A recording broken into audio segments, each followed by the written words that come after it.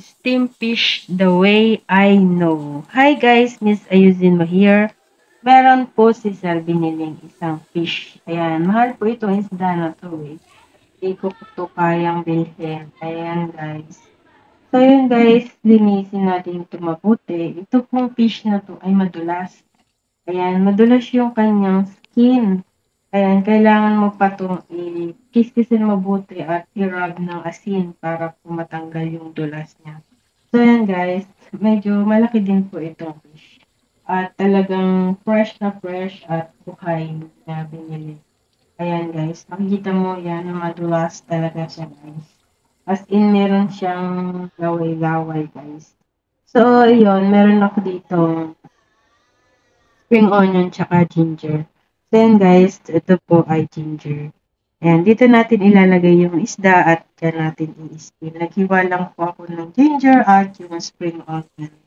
Ayan guys, ilalagay natin yung isda dyan sa plate po na mahaba na yan. Ay stainless po yan. So, make sure talaga natin na malinis yung fish. Ayan. Ayan guys, na magpakulo lang po ako ng tubig as the way I know na kung paano ang pag-steam ng isda. Chinese version.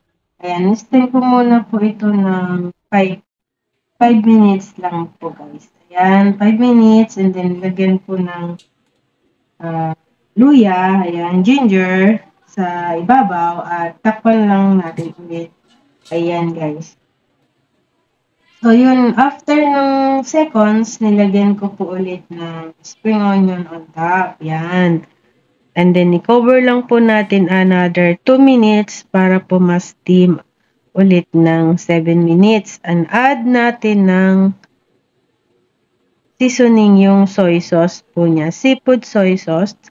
At saka po, nagpainit ako ng mantika at binuhusan ko po ito as a steam fish.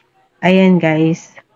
So I hope you like this video. Please give me thumbs up, like, shares, and comment down below. Thanks for watching. Miss Ayusin mo here. God bless everyone. Thank you.